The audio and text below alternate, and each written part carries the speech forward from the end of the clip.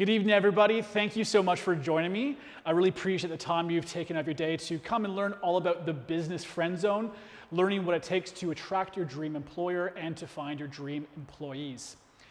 But before we really get into it, I think it's only fair that you know who I am and learn what gives me any right to stand before you and talk about this topic.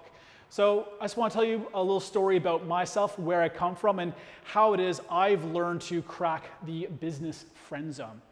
So my name's Pip. I'm the director and lead facilitator of Awesome from Premier Team Building and Premier Leadership. If I speak a little bit funny and apologize for apologizing too much, sorry about that, it is because I'm Canadian and it is an inherent flaw of ours to apologize excessively, so I'm sorry for that. Now, I've been in the leadership industry for close to 18 years at this point in time. I've worked for some amazing companies, and I've learned from a young age what it means to crack the business friend zone. Now, in North America, predominantly, kids camps, summer camps are a very common thing. Our schooling system's set up a little bit different, and this is all going to make sense. You see, our schooling system works that we have our big summer break come July and August. So our kids go to school all year long, but July and August, we have 2 months of pretty much uninterrupted holidays. Unlike here in Australia, our summer holidays, we've got Christmas, New Year's Eve, New Year's Day, Boxing Day, Christmas Eve, Australia Day.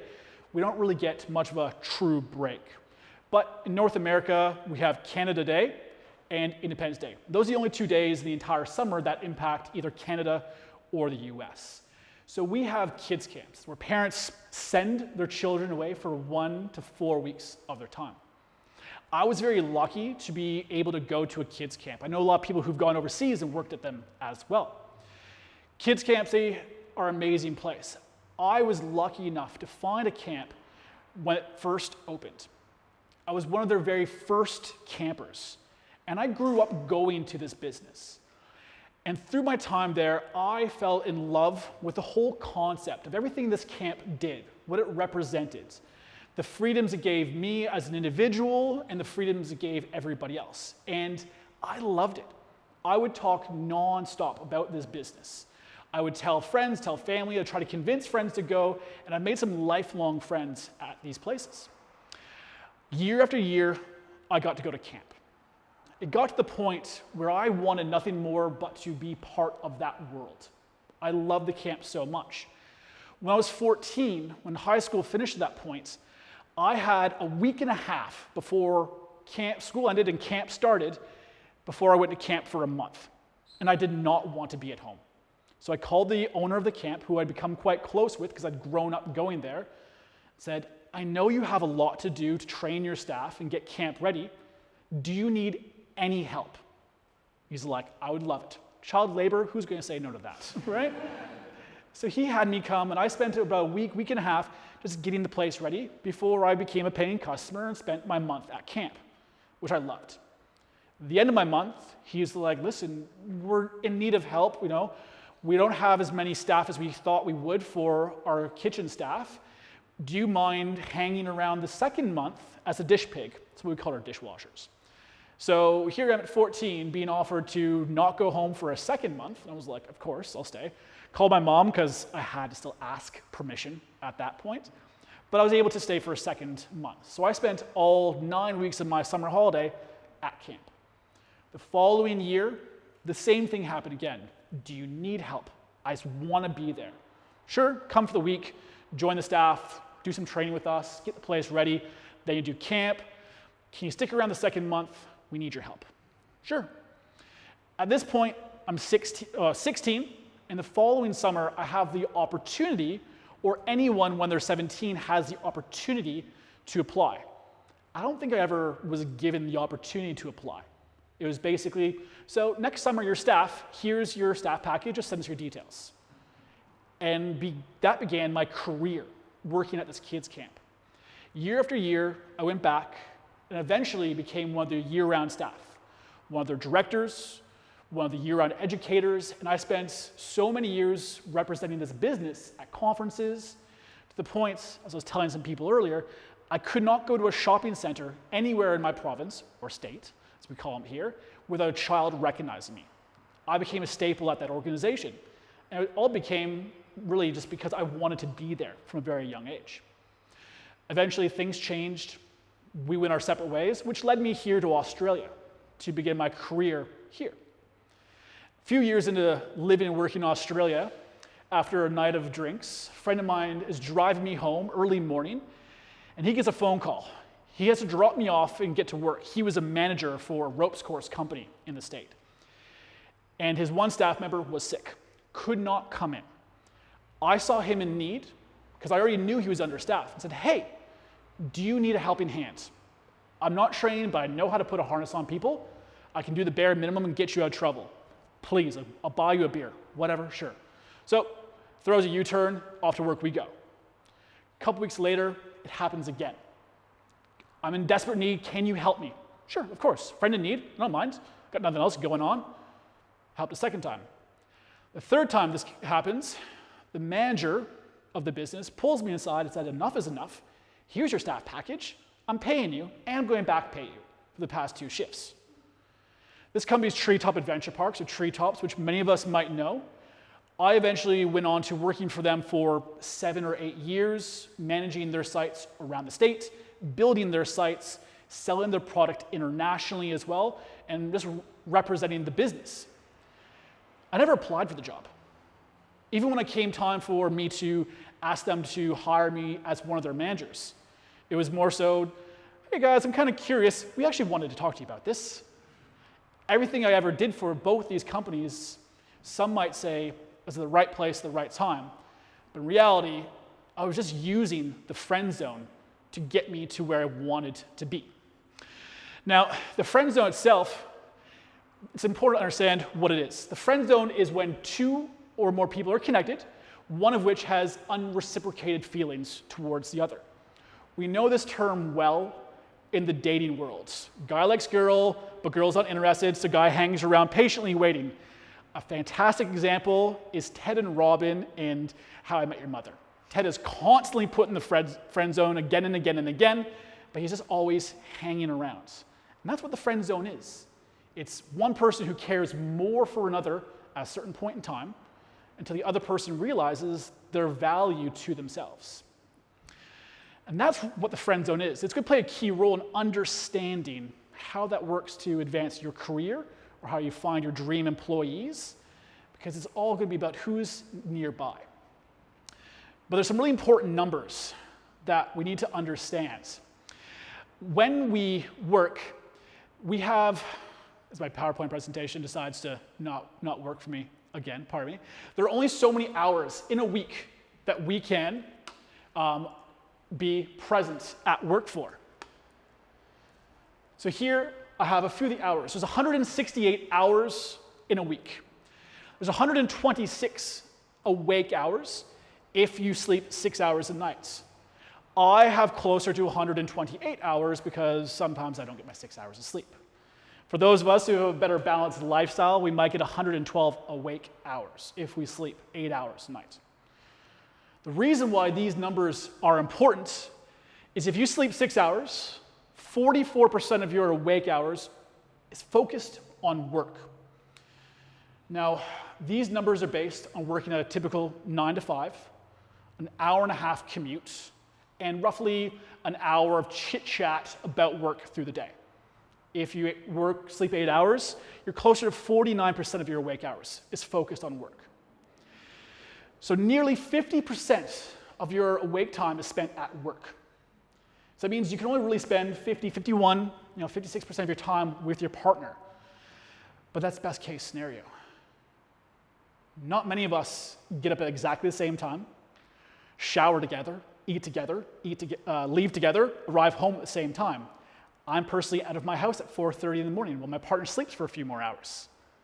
So my window of time with my partner is much smaller, so I don't really have that same 51 or 56% of time. When you start thinking about that, it's like kind of scary how much time we spend at work.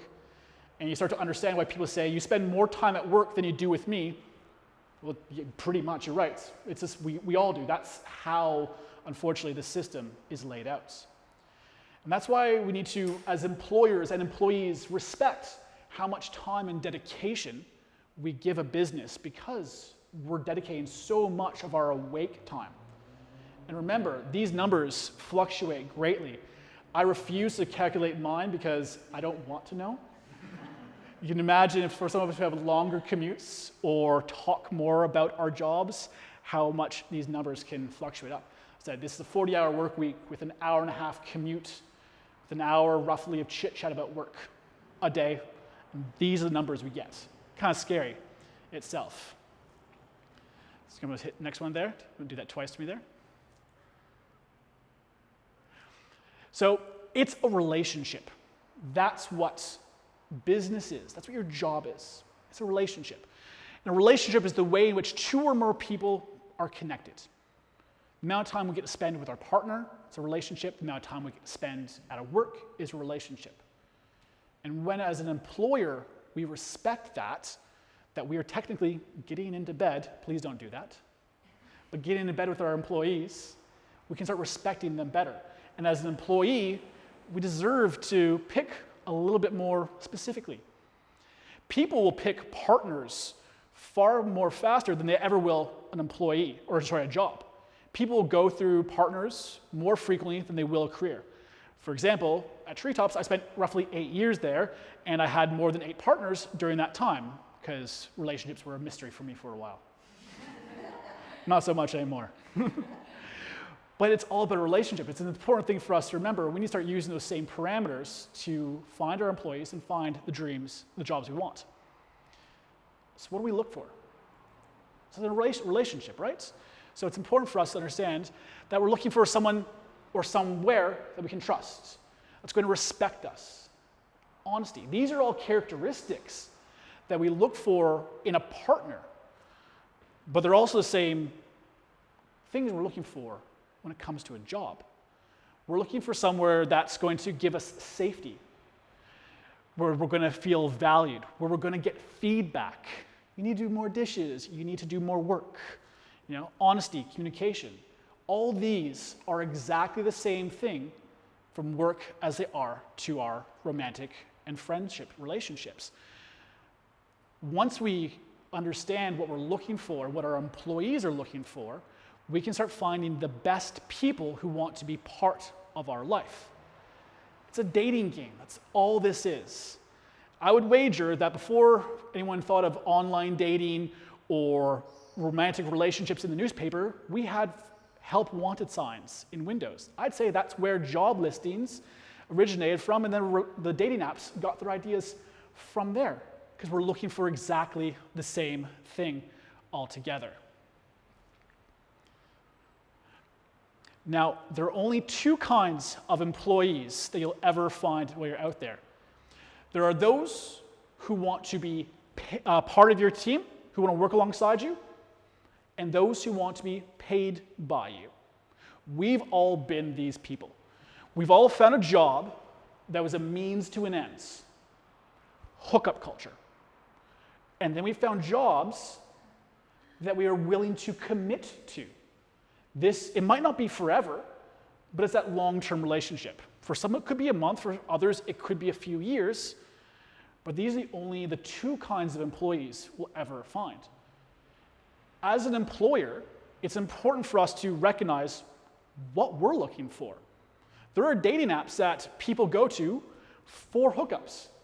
And there are those that are people looking for more serious relationships. We know what we're getting into when we use those different apps. So it's only fair that when we're hiring people or looking for jobs, we find out what each party is looking for. Because at that point in time, we can have better matches to help you find your dream job or your dream employee, or a means to an end. There's nothing wrong with that, because every business needs a body at one point or another to fill some shoes for a short period of time, or you're looking to advance yourself and you need a job that's simply going to pay the bills, making coffee while you pursue a future in film and podcasts or something like that. We all have a short-term goal and need that needs to be met financially while we advance ourselves. Thank you, Scott. So how do we crack the friend zone. And it's one simple thing. We simply just need to be present. Now, I was first talking about who I was and my stories. The only thing I ever did was I was present. They never thought they needed me or somebody until I just presented myself constantly. I was always there. That's what the friend zone's all about. They're that person who's there to support you, to listen to you, and just to chat. And that's what it is to be part of the friend zone. So how do we use this to our advantage? Right now, there are so many people applying for jobs around the globe. Unemployment's relatively high, things are improving, but right now you post a job ad. I know some of us are business owners. You put a job ad out, and you're flooded with people who are applying because they just need to. It could be because there's requirements for them to apply for X number of jobs to ensure they get their government benefits, or they're just after that hookup until something better comes along. And if you're serious about a job or about a company, how can you ever compete with all those hundreds of people applying? Well, you don't wait for the job listing to come out. If you want to work for a company or for an industry, apply today, tomorrow, whenever. Do not wait for the job ad to become available. And ask if there's anything at all in the company. When I first started at the camp, I was working as one of their dish cleaners, one of the dish pigs. And I ended up being one of their year-round directors, outdoor education teachers, and speaking at conferences on their behalf. I was simply present. Same thing with the ropes course. I was there helping out because they needed somebody. They weren't aware that they needed somebody, but as soon as they realized, they didn't have to think about posting a job ad. As soon as they realized that somebody was willing to do this, they just saw me. I was only present. So if you want to work for someone in particular, apply. And apply frequently. Every time you get knocked back or you get a new skill, contact the person and say, hey, just so you know, I still really want to work for you. And explain why. I really love what it is you do as an organization, and I want to be part of your world. If you've ever seen How I Met Your Mother, there's a fantastic scene where Ted and Robin are in the hallway, and Ted's admitted his love to her once again, and he's listing off all the reasons why he is good for her and why she would benefit from being his partner.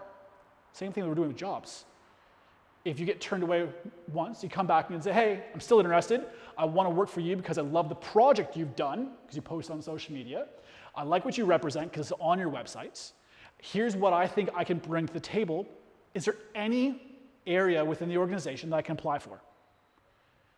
That way, when jobs become available, they can start thinking of you first because they know you're already interested. Now, serious relationships require serious time. When it comes to finding your dream employer, you might have to apply, and apply often. It's that whole hookup culture versus commitment. If you seriously want to be in an industry or work for somebody, send in your applications frequently, as I mentioned. Update your resume, say, I've got some new skills I think will be relevant. How about this? That way they know you're interested. It's not an overnight thing. You're gonna have to get some of those hookup jobs to keep you employed, or you might have to get in the industry somehow while you chase your dream girl, your dream guy, by constantly reminding them that I'm still interested in you. I really want to work for you. I really want to help you teach people how to drive trucks. I really want to do gymnastics with you. If anything becomes available, please let me know. It's constantly being present with them. And how do we turn a no into a yes? This is really important for business owners and employees, and it's feedback. If you're turned away, find out why. Just so I know, because I really want to work for you, what areas in my skills was I lacking? As an employer, if someone applies for you and they don't get it, this is your opportunity to improve your leadership skills. So many of us are afraid of conflict. We don't like telling people what's wrong with them. We don't want to have a problem, especially with employees.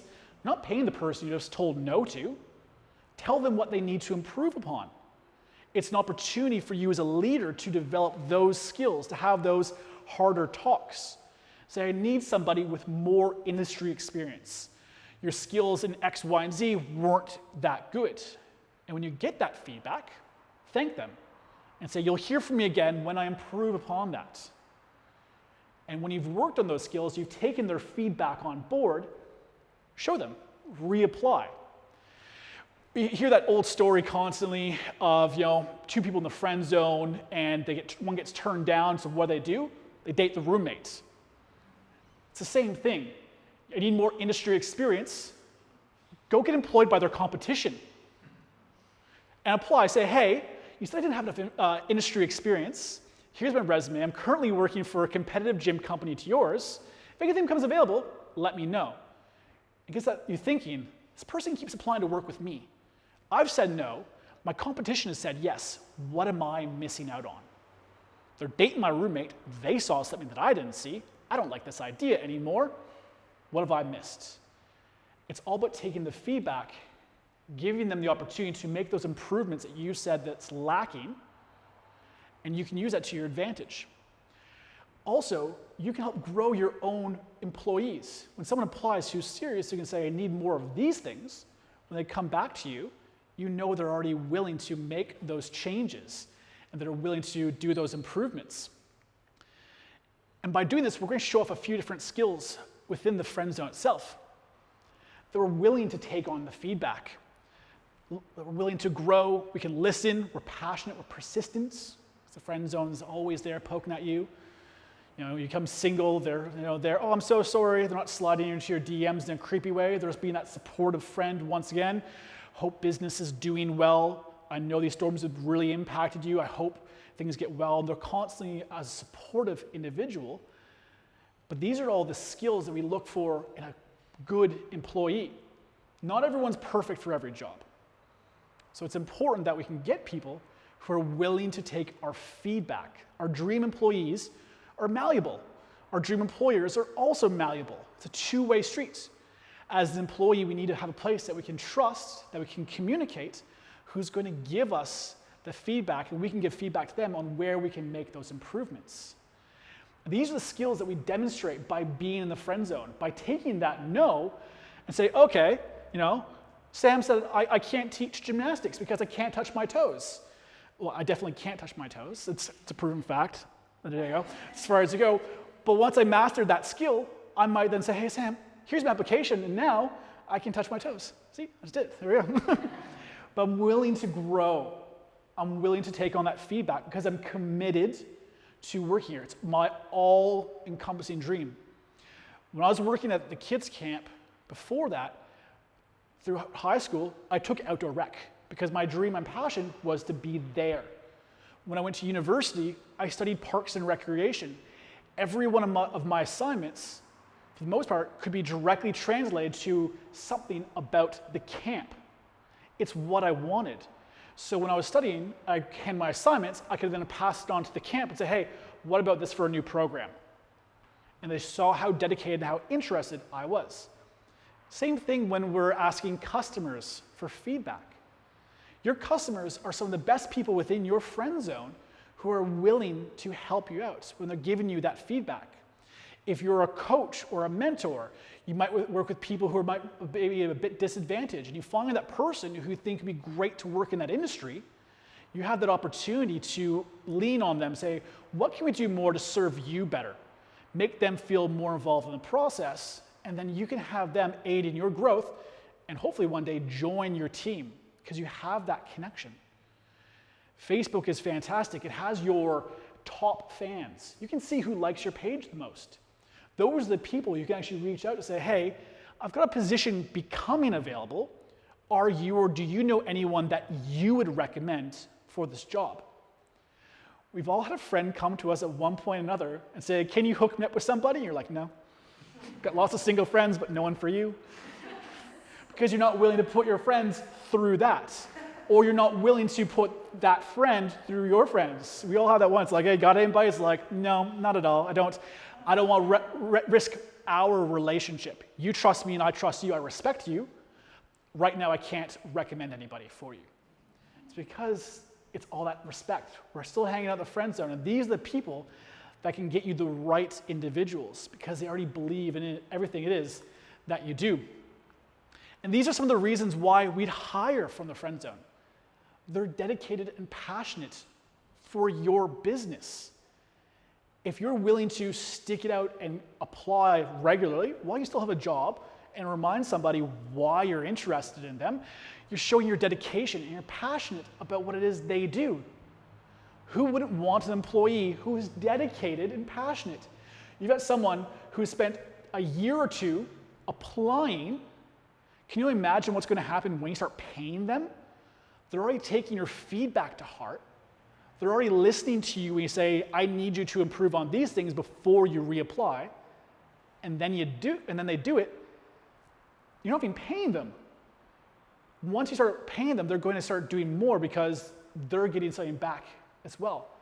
So these are some of the reasons. And they've demonstrated all these amazing skills that they're willing to do for you for free without being paid. So the second you start throwing some money at them, they're going to continue doing that.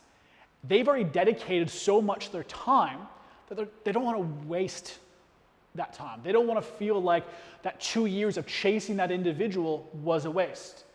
They want to prove to you and to themselves that they are capable of this role.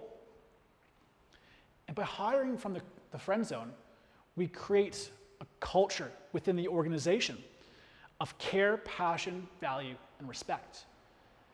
Because we're hiring people who want to be with us, we naturally have these attributes coming out. We've all been to a business where you can tell the person does not want to be there. And as a customer, you feel that in the sales. They might recommend to go somewhere else because what they sell sucks. Or you just don't get that level of service you feel because they're not passionate about the job. They're there for a hookup until the next bigger and better paycheck comes along. They're only going to be there for a short period of time. They don't care about the goals. But when someone's been in the friend zone who's dedicated energy and time, these are the attributes that your culture is naturally going to grow within your organization. If you have a gymnast, for example, who spent most of their life learning from you, who's passionate about you, they're the ones who are going to want to help teach others what you've taught them. So it's a fantastic place to find your future employees. They love what you do. They love doing it. You know their skills. Get them involved.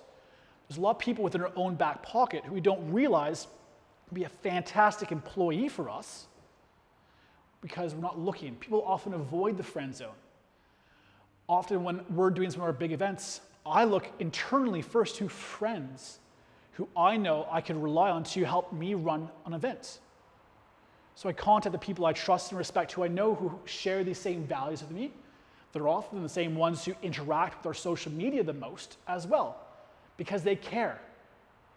They're willing to give a bit more because they care about what it is we're trying to do, so they're willing to help out that bit more. But just like in dating, there are some ethics we need to be aware of. Once you know about the friend zone, you can use it to ruin somebody. My personal thing I hate the most is when a business ruins an industry for an individual by sucking the life out of them. When they take someone who's super passionate, because the thing is when you have someone in the friend zone, you see all they're willing to give you. They've gone above and beyond without even being paid. So if you aren't ethical, yes, you can bring these people into your team who are going to work hard to prove themselves. And if you keep dangling that carrot and keep backing away, they're going to keep chasing it because they've already dedicated so much time. But it's not the most ethical thing. And unfortunately, the way marketing works we often have to spice things up.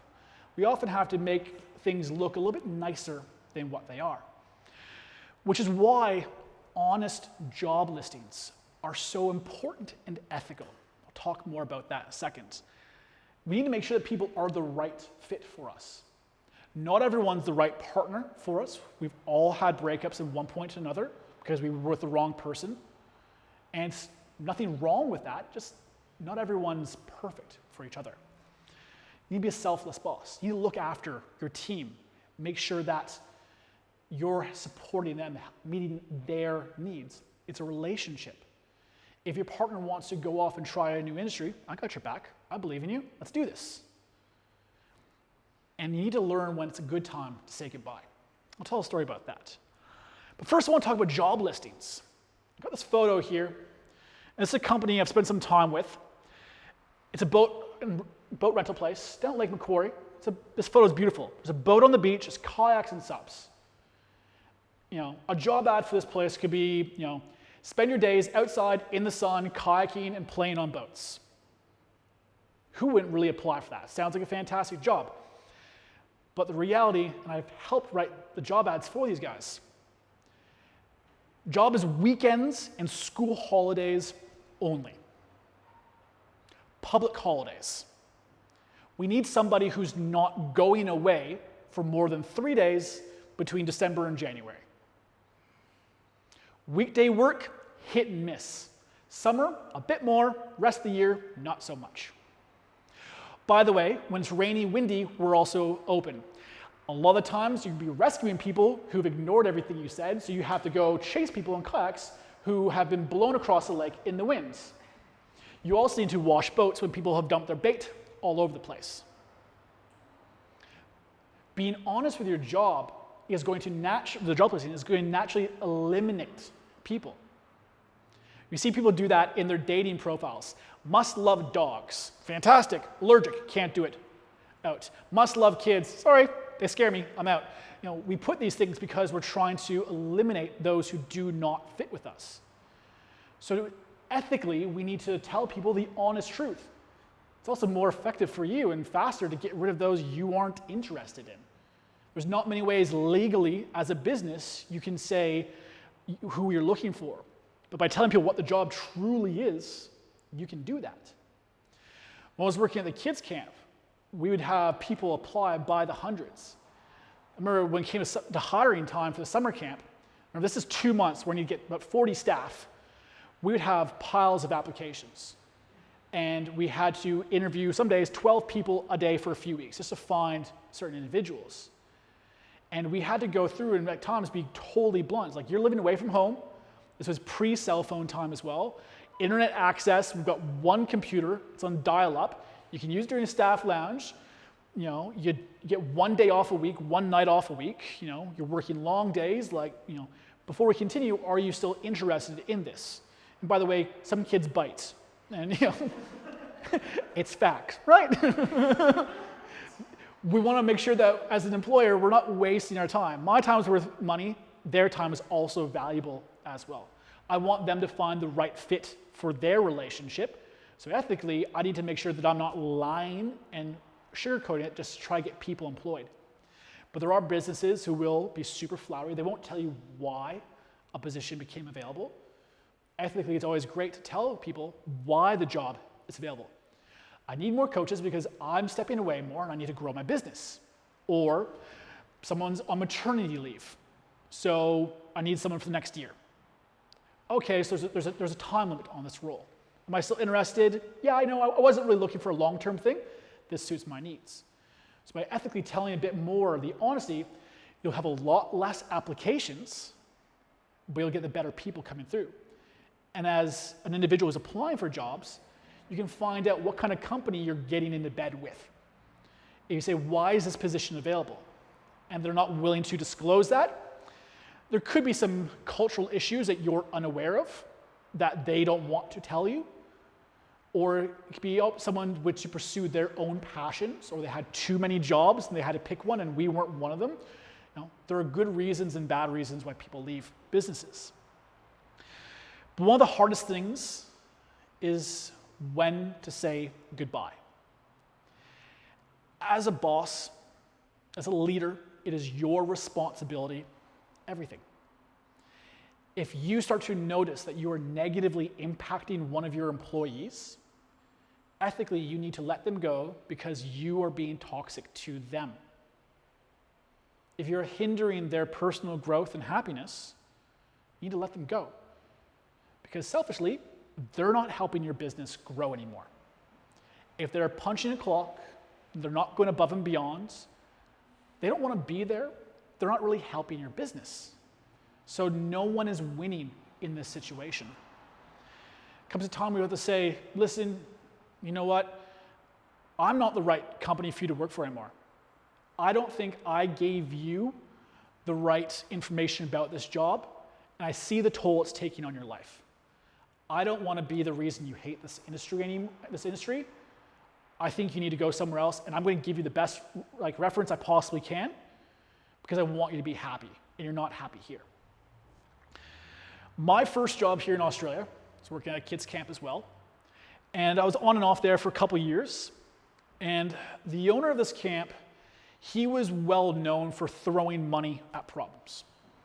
A lot of his staff, and there was times 8 staff would walk into his office and go, "We're leaving now unless you pay us more." And he's like, "Oh, all right." He had no other option. So he had been conditioned that everyone who was quitting wanted more money. For so many years, that was the reason why a lot of people left. When I gave my resignation, and at this point, he had given me my own center, I was able to bring it to life, start running it. I was in charge of the place, but I was sleeping less than 4 hours a night. I was drinking cases of energy drink to get through the week. My body was breaking down, and I was totally unhappy. I handed my letter of resignation, and on my drive home, he calls me and says, "What's going on?" I said, "Sorry you weren't there. I've resigned. When are you home?" "All right, I'll be home in 30 minutes. I'll be there." Shows up to my house, and I can already see his wallet is throbbing with cash. And we sit down, and this was the first man I'd met in Australia. He picked me up from the airport. I landed, he picked me up, took me to work, and I was taking kids on nature hikes 3 hours after I landed in the country. That was, how it was for me. So he sits down and says, "What's going on?" "I'm not happy." That was the honest answer. I'm like, "You can say you're going to sponsor me, and if you had sponsored me to stay, I would have done my honorable thing and stuck it out with you. However, no one's going to gain anything from this experience. I don't enjoy this anymore. I see the impact it's having on the staff, on the business. I'm just not happy." And I said, this guy's used to going, "You know what? No more nights. I'll give you an extra $100 a week. You want less time? We got you covered." As far as I know, it's the first time it's ever happened in a situation like that. He got up, shook my hand, and said, "I'm sorry," and left. Because he knew that I respected him enough that I wasn't lying, and he respected me enough to know that it wasn't money. More money would have been nice, but it wasn't the reason. I'm not going to lie. I was working ridiculous hours, but he could tell that I was unhappy, and it was not in his best interest to continue having me as a team member. So we went our separate ways. And that's one of the most important things in the ethics, is to know when it's time to say goodbye to somebody because you're bringing them down. And when you get that into your culture, it can be toxic from the inside. If someone no longer wants to be there, they're going to do the bare minimum, they start to pull others down with them. There's not many people like myself who are willing to say, "I'm out," and to be honest. I know people who've worked the system and calculated how many extra hours they can work before they're working for free, and just do that, just to earn every extra dollar they can because they have an exit strategy. They don't want to be there, they're not doing anything in the company's best interest, punching the clock, getting through. And these are the ethics, and that's why it's important for us at times to say goodbye. Most important thing about the business friend zone is to be present. If you're looking for someone to join your team, who engages with you frequently?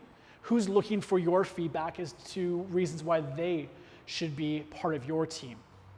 Those are the kind of people that you want because they already care more than some of the people who you're probably paying or being paid by you.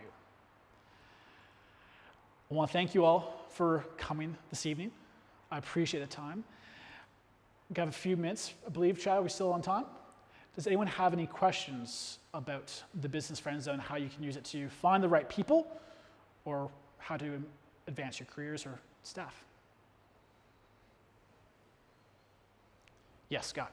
So I can see how I can, when I'm looking for an employer, doing Friendzone, in fact I can give you examples. I've employed people that have done that.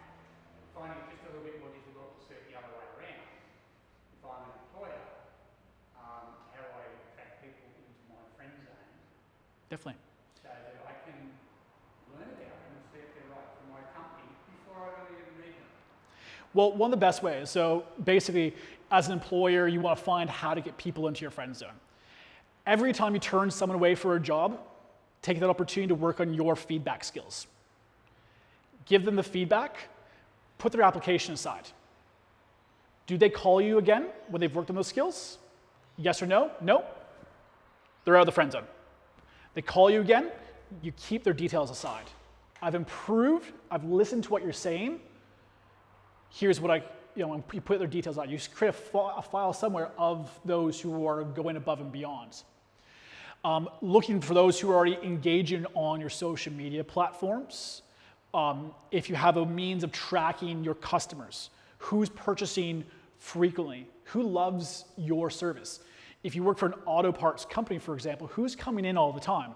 And simply have those questions. Do you think you kind of like what it is that we do here?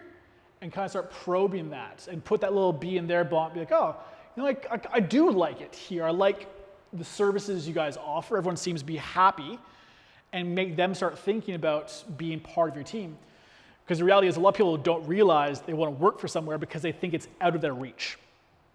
And if you start putting that question in mind, say, what do you think about being part of the team? Would this be a place you'd ever consider working? There's no jobs right now, but drop your application in.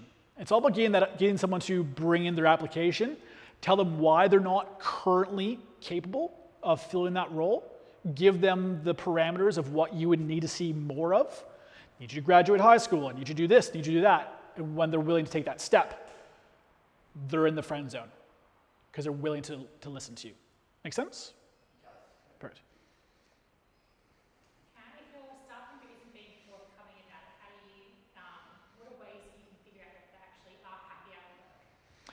Learning as much about them as possible. In particular, hobbies. When people become unhappy, their hobbies stop. So one of the things, and before everyone leaves, there's a QR code where you can get some free culture kits. One of the things we talk about in those kits is finding people's personal interests. How do you blow off steam? What do you do for your own free time? And probing in those areas. When was the last time you went for the gym? I'm too tired for that. Okay, it's interesting, that's good to know. And when was the last time you and your partner went on a date? Just too tired, we're both a bit too stressed for all that. Okay, finding out what they're giving up to work for you, those are some of the warning signs as to when they're no longer happy in an environment. And that can be when you say, listen, if you're not going to the gym, you're being unhealthy, you haven't had a date night with your partner, you can do things. I've heard of companies who will praise their staff by giving them a date night with their partner, say, hey, we'll pay for dinner and try to get them back. But ultimately, you might have to say, I know how much your partner means to you, and if you're not having a date night, I don't want to be the reason your relationship fails. So we need to have a conversation, see if there's anything we can do to improve your home life. And that might be walking away, but it's digging into that personal interests, what they do with their own free time. What do you do? I drink. Oh, okay, that might, we have a great drink culture here in Australia. I'm not going to lie. But how do you unwind? I get wasted. Okay. And there are lots of industries who really do impact the social networks all around us because of that. So that's how I would dig into it. Yeah. We do have one from the internet. Emma. All right, Emma's question, where is it? How do you address toxic behavior in an employee without coming off like an asshole? All right, that's a fair. How do you address toxic behaviors? When it comes to culture and anyone who's toxic, I'm a big fan of practice what you preach. Anytime you're looking to change culture within your workplace, you never come in and say, this is what we're doing. There's no social proof. You need to first act upon it. I want us to be a more engaging team. I want us to take our coffee breaks away from the computer. Put a fruit bowl out and promote them to step away for a second. You don't talk about it. It's nothing that's discussed. It's simply, an act that you start doing. So a few months down the line, you then say, hey, have you noticed? It's just like when your partner starts, throwing out all your socks because they're holy, right? I know you do it. You start like, have you noticed how your socks are disappearing? I have. You need to buy new socks. So you've already trained them by demonstrating those skills. That's one of the first things I would say when it comes to addressing a toxic person, is to ensure that you're really portraying the right culture that you want within the organization. And unfortunately, being the boss is not a popularity contest. If you're worried about being popular, you're in the wrong leadership role. Your team needs to respect and trust that you'll do the right thing for them as an organization and as a team. I worked with an individual who was extremely toxic, and when I let them go, and this person was like my number 2. They were like, I relied on this individual a lot, but they became so toxic that when I let them go, I saw the business grow within days. Everyone was no longer walking on eggshells. So you are likely to come across as an ass, because if they're toxic, there's nothing much you can really do without massaging their behavior over time to warm up. And you have to really weigh out the risk versus rewards. You've got an infection on your finger, it's spreading, cut the finger off. Sometimes that's the best treatment. And it does come across cold, and it might seem conflicting for someone who's all about staff retention, but one of the best staff retention things to do is get rid of a toxic person. So that's kind of the roundabout of how you address it without being an asshole. You're most likely going to be an asshole. Don't worry about that. You're not their friend, you're their boss first. And that's the one thing I'd probably also would say as well, is if you ever come into a new leadership role, I always recommend being the heavy first and then being the friend. If you start off being friendly, you can never be the heavy, because they view you as that jovial, joking, we're all equals. No, I'm the boss. What I say goes. And once I know that you trust and respect me, I can then step back and be a bit more jovial and playful. But the second I have to make that hard call, I'm going to do it. And I know that you're going to follow me. So that's another little leadership thing I'd recommend as well. Kind of sounds like, the theme I'm sort of getting here is like, if your values and missions are in line with the other person, particularly like the whole customer friend zone, Yeah. bring them in, they like you because of what you do. So there's some sort of cultural alignment there from their beliefs and your beliefs anyway. That's it. If we look at car people, for example, certain people are Nissan and other people are Toyota for whatever reason. A Nissan driver is not necessarily going to go work for Toyota because what they portray is not the same cultural beliefs as Nissan. So they're naturally going to be drawn towards that. And that's why we're looking in towards your customers. If they're already believing in you, like if you run an actual weightlifting gym, if you got someone who's training, who's helping people nearby you or nearby them while they're lifting, giving them free tips, like they're already showing that support network that you'd look for in a customer. So there's a very symbiotic, cultural belief. That's why, it ultimately depends on the product you use. There are natural products that are throwaway, disposable products. Fast food, for one, is a very disposable industry. People aren't really going there for the culture. Some fast food locations are fantastic with their customer service, but a lot of times it is much more in and out, and that's what the customer is looking for. So there's a little bit more of a different cultural hurdle to get over.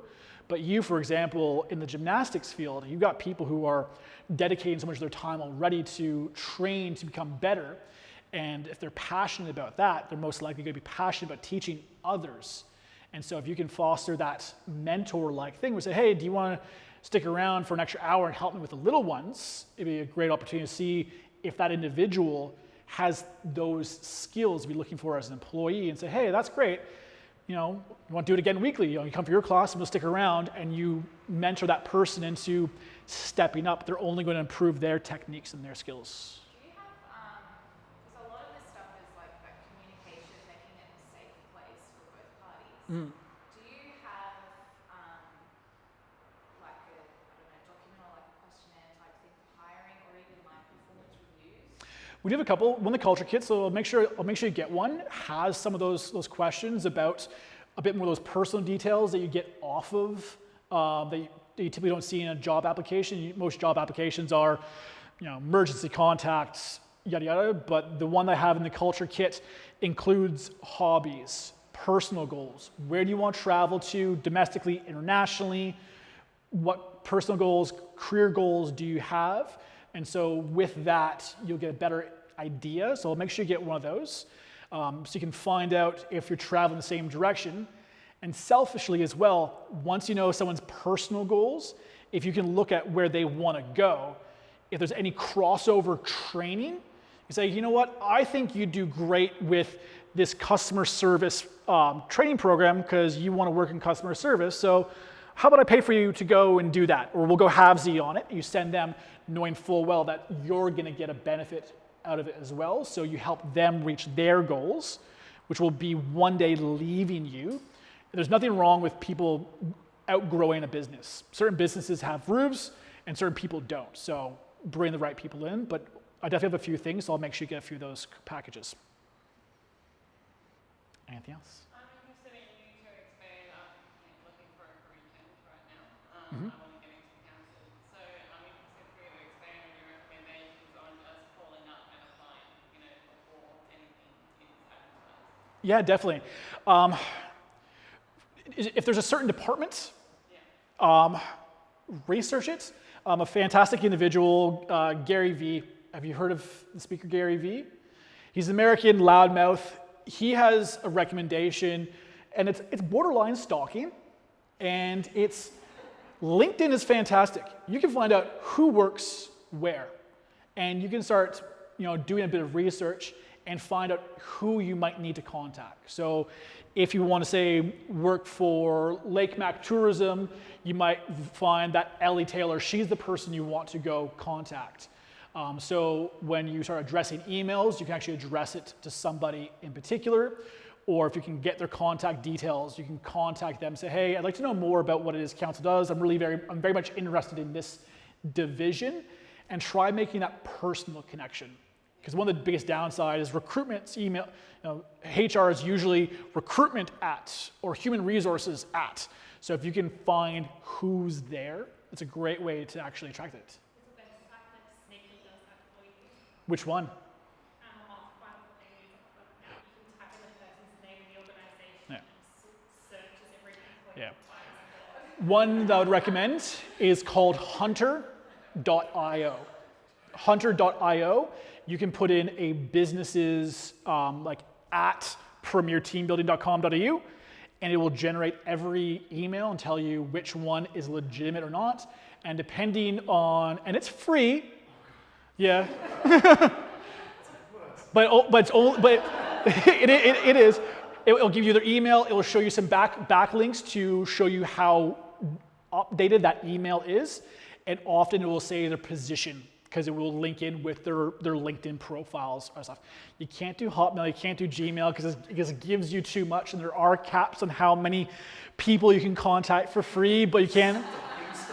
Yeah, there are a lot of things. So I would recommend doing a bit of legwork to find out. Furthermore to that, Yeah. I have been applying for roles, but with a lot of rejection, just entertainment events right now, very competitive. So after a rejection, getting the feedback, which I've been doing, but for a particular role that I really wanted for somewhere that's getting built, so obviously more roles are becoming available. Any tips on that? So you're after like a certain role within just the industry. For a certain role, but I didn't get it. Yeah. Obviously, there's going to be more available, so just being present. Being present. If there's someone in particular you really want, follow them on their social media. and engage when they're talking about events. And if they ever ask, businesses love to ask questions to get your engagement. It helps drive their posts up. So if there's someone in particular you want to work for and they start asking a question, give an actual good answer to one of their questions and do that as frequently as possible. Like, where was one of your best events you've ever been to? Well, I went here, but the things that I would have done differently, blah, blah, blah, blah, blah. And criticize what you did, lie, make up an event or something like that, or use stories of different events, but to demonstrate your skill knowledge of if this happened, I would have done the following different things. And seeing whether or not there's a position below where you want to go. Like if you're serious about it, it's a dating game, it's a long-term relationship. You might start off in the friends, move to the friend zone, then to casually dating. So say, cool, that job's not available. Are there any positions within the company that could lead me there? Because that's what I want. I want to get there, but if I can't get there, I've got to get on the M1 at the end and go all the way down to the end. And if you can get in there, find out as well if the person who you're not trying to usurp, but trying to get up and out, see if they're looking to advance their career. So if you get in a lower level, find out who you need to take over, and find out if there's multiples, which one has bigger aspirations. Make them your focus to give them as much praise and attention possible, all to them. Support them, learn as much as possible off of them, so that when they get promoted, they go, you were such a fantastic help. You've been helping me so much, why don't you apply? So if you can build someone up and out of a role, you're most likely the first person to fill that role, because business will look internally. So you might have to look at lowering your first target to get get it higher. Does that make sense? Cool. Awesome. Anything else? Well, thank you so very, very much. If you haven't already, please, you can find me, Pip Scott Allen, on Instagram, or Pip Scott Allen Official on Facebook as well. If you have any other questions, please don't hesitate to reach out. Make sure you scan the code over there to grab those kits, or reach out and I can get you all those information kits down the line. Thank you so much. Have a great night.